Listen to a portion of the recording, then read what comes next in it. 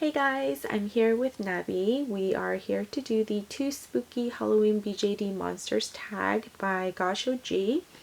So it is officially Halloween today, so happy Halloween guys. It's 1 in the morning and I'm making a video. So I might I'm really sleepy, so I might make a lot of mistakes throughout the questions, so I'm sorry for that in advance, but I've enjoyed watching you guys' response and I thought this was a great idea and I just didn't want to miss it, so I decided to kind of go over the questions. So the first question or first monster is werewolf. How has the hobby transformed you?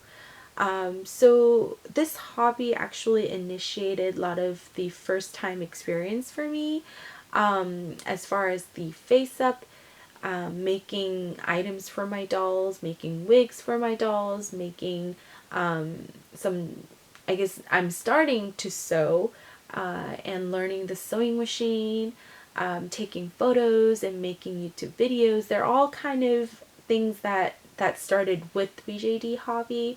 So it definitely gave me more, I guess, places where I could kind of display that and actually do a lot of the stuff that I would normally not do. So yeah, it definitely kind of transformed me in that way. Vampire, the dreaded sun. How do you feel about and cope with yellowing, or more generally of aging of these dolls?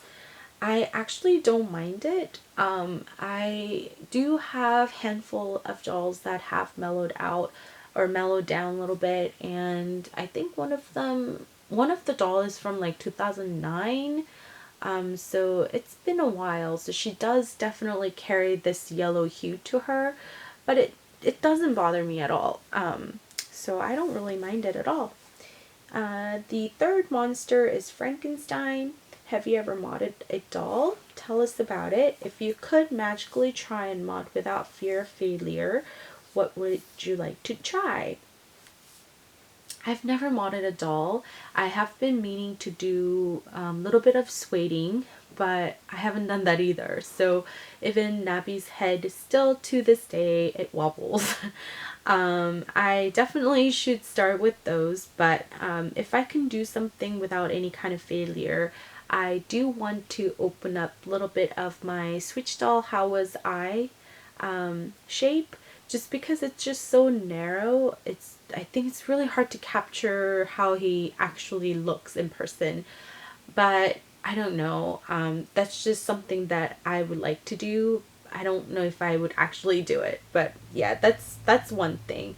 I don't see myself doing any kind of heavy modding work, so I think if I do, that will be the one. Zombie. Have you ever caught the marketplace virus? Name some unplanned purchases that jumped out and infected you. Definitely. I've made so many unplanned purchases. With this hobby, I discovered myself to be very impulsive. Before, I really never had any desire to own something or like get really crazy over some of the items. I never really done that before, and I was never a collector. But once BJD hobby started, everything just kind of went viral, and definitely Marketplace didn't help. It's a great place to look for some of the dolls that that you were looking for or that you missed out, but definitely it just tempts you so much. I get tempted so much just looking through the school, like looking through the marketplace. So I have to stay away. So it'll be actually easier for me to tell you plan to purchase, because I only have a couple actually. One is little Monica Sophia, who is my Haley, and then the second one is the Switch doll Hawa. So those are the only 2 dolls that I have longing for few years, and definitely decided to bring them home. But other than those 2, pretty much they are all impulse buys. So definitely I am infected. So the next question is skeleton. What is your favorite body sculpt? Forget heads. Now, I haven't really found any of the body that I absolutely love. As much as I would love to, it just, I mean, they're all beautiful, but I never really felt like, oh my goodness, this is the perfect body. I never really had that experience yet. Um, but I guess among the dolls that I have, if I have to pick, I don't know. Yeah, I don't want to pick because I just don't. I don't have nothing's really jumping out to me. So, yeah, I don't have it yet. The next monster is Witch. Name some dolls that are magical. Seeing them on your dashboard inspires you. Can be general sculpts or specific dolls owned by talented friends. There are so many. It would be impossible for me to go over every single one of them, but definitely there are so many out there, and there's so many of you that are so talented. Definitely inspires me every day. Going through videos or going through photos, there's always something new, and there's something magical about this hobby to begin with, and just to see what other people can actually do with their talent, it just always amazes me. So I really don't want to pick a person or a doll. It's just pretty much everybody that I actually have looked at, and I'm pretty sure I will be discovering even more as the years go by. Yeah, so definitely. So the next question is Ghost, the one that got away. Do any limited or rare dolls haunt you to this day? So there is one doll that was limited release from Zoom, and that is the Heliot, or Heliot, and he was the some sort of a goddess or god, something along that line, and he was a unicorn. So he had a human head and unicorn head, and he had an icy blue face up, and I just thought he was the most beautiful, beautiful being. But I already missed him when I got into the hobby. I found out that he was a limited edition, so you can't buy him anymore. And I mean, to this day, I'm not really into fantasy dolls, so I probably won't get him, but he definitely lingers. I still think about him.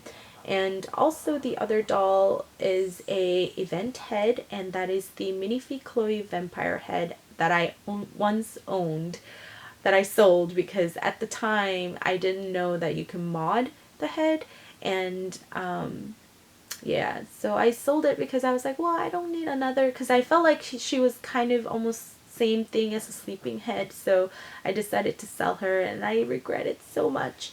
So those are the two dolls that haunts me to this day. And the next question is Freddy Krueger. What is your worst doll nightmare? Has it happened or not?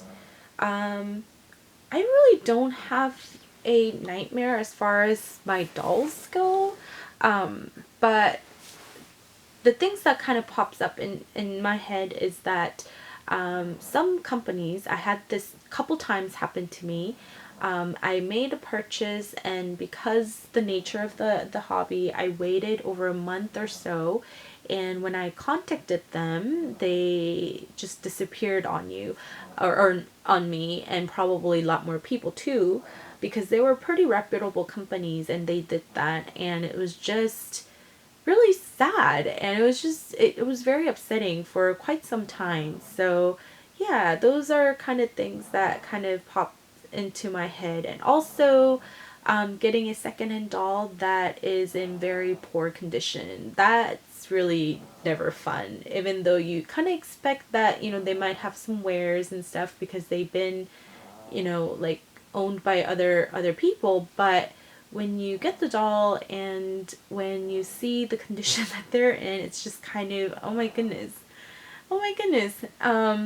So ever since then, I ask about their current condition and their current photos. I don't want to like have the sellers go through more trouble than it is, but at the same time, I just want to make sure what I'm getting. So I guess, yeah. So those are some of the things that kind of comes to my head. The next question or next monster is Jason Voorhees. I don't even know who this is. I have to look him up. The question is, if you were gonna make Halloween costumes for your dolls, or if you plan to, what costumes would you like to make? So this year it's too late. I have Nabi dressed in a little witch outfit, so that's good enough for me for this year. But maybe next year, if I can actually plan out in advance, I might want to do like some sort of a masquerade photo stories. I think that would be really fun. I have this thing for like a masquerade for some reason. I think it has to do with like movies and some like a I somehow it's a romanticized for me, and I always thought that it was really fascinating. And the other day I actually watched Romeo and Juliet, and it had that kind of scene in there. So definitely I think maybe if I could, I want to make them a mask and maybe do like a little photo story. I think that might be really fun. And the last question is Chucky, possessed doll. Have you ever been scared of a doll's or a certain doll? Be honest. So for me, I like realistic dolls as far as like a BJD goes, but when they are like almost like a life-size dolls, that kind of scares me just because they're just too real. Like, I guess the scale wise, they just look like a child, or like they look like a person, and that definitely gives me a little bit of a scare.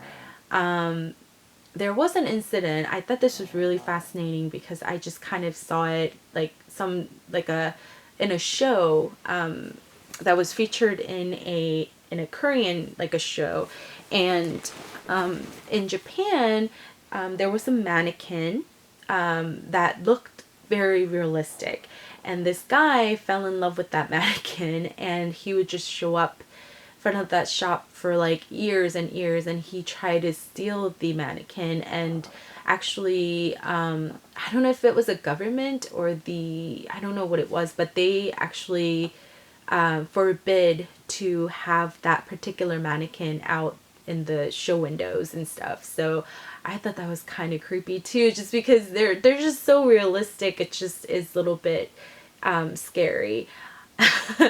And then the other dolls that I can think of is there is a place where abandoned dolls, or like like thrown away dolls, are hanging in the trees and in the fences and anything that they could hang.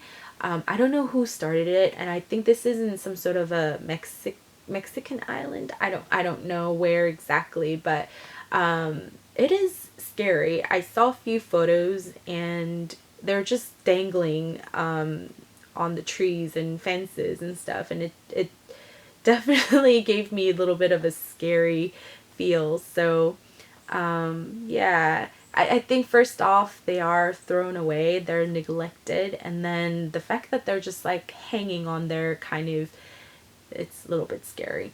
So I think those are pretty much it. And that was the last question. So hopefully I didn't ramble too much. And hopefully you guys enjoyed it a little bit. So I hope you guys have a great weekend. And again, happy Halloween, guys. Bye.